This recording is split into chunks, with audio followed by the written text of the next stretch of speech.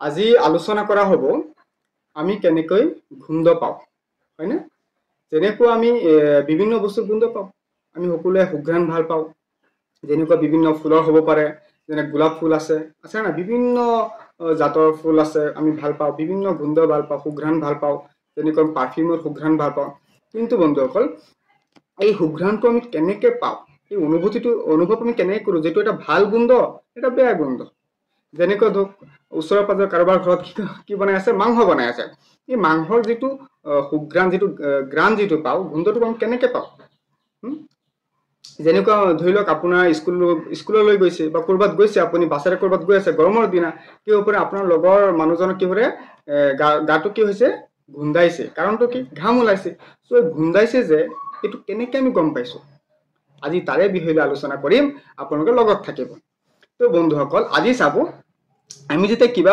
এটা বস্তুৰ গোন্ধ পাওঁ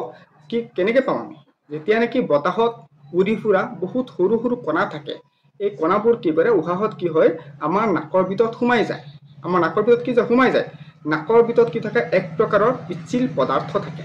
যাক আমি কওঁ অলফেক্টৰী এপিথেলিয়াম বুলি কোৱা হয় এই উহাহত সোমাই যোৱা নাকৰ ভিতৰত সৰু কণাবোৰে কি কৰে এই পিচ্ছিল পদাৰ্থত বা অলফেক্টৰী এপিথেলিয়াম যেটো পৰ্দা থাকে তাত কি কৰে খুন্দা মাৰি দিয়ে আকৌ কোৱা হৈছে যে অলফেক্টৰী যেটো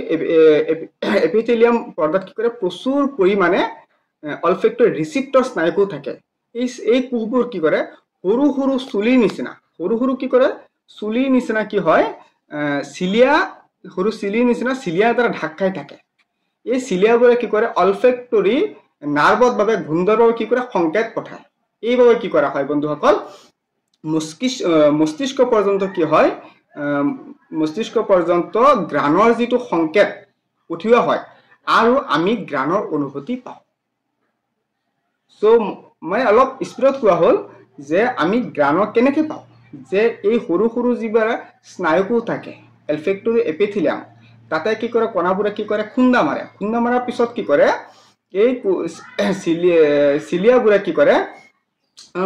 মস্তিষ্কলৈ কি কৰে যে গ্ৰাণৰ যেটো সংকেত এটো পঠিয়াই দিয়ে এই পঠিওৱাৰ পিছতহে আমি কি কৰো এই গ্ৰাণটো আমি পাওঁ যে কিবা অনুভৱ কৰো যে কি হৈছে কিবা এটা গ্ৰাণ কিবা এটা গোন্ধাইছে ভাল গোন্ধ না বেয়া গোন্ধ এটো কিন্তু হয় আৰু কিন্তু ঠিক তেনেকৈ কি হয় মানুহে প্ৰায় কি কৰিব পাৰে 10,000 বেলেগ গোন্ধৰ অনুভৱ কৰিব পাৰে এটো তথ্যমতে ওলাইছে গৱেষণাত ওলাইছে আৰু এটা আমোদজনক কথা হল যে গৱেষণাত ওলাইছে তো আপুনি সবেই জানে যে মহিলাসকলে কি হয় যে সুগন্ধি ভাল পায় কাৰণ মহিলাসকলে গোন্ধ পোৱাৰ যেটো ক্ষমতাটো এটো পুৰুষতকৈ মহিলাৰ বেছি এটো গৱেষণাত ওলাইছে আৰু আলোচনা আৰু ইয়াত বহুতো আছিল যে এজন মানুহে 8 বছৰ বয়সত কি কৰে যিমান মানে গোন্ধ আছে সকলো গোন্ধ বুজি উঠাৰ ক্ষমতা লাভ কৰে কিন্তু আৰু এটা কথা ওলাইছে যে মানুহে যেতিয়া বয়স বাঢ়ি যায় তেতিয়া লাহে লাহে কি হৈ যায় এই ক্ষমতাটো গোন্ধ লোৱাৰ বুজি পোৱাৰ ক্ষমতাটো কি হৈ যায় কমি যায় তো বন্ধুসকল আজি আমি আলোচনা কৰা হল যে আমি সুঘ্ৰাণ বা গোন্ধ আমি কেনেকৈ পাওঁ এতিয়া পৰা আপোনাক গমেই পাইছে ঠিক আছে আজিলৈ এইখিনি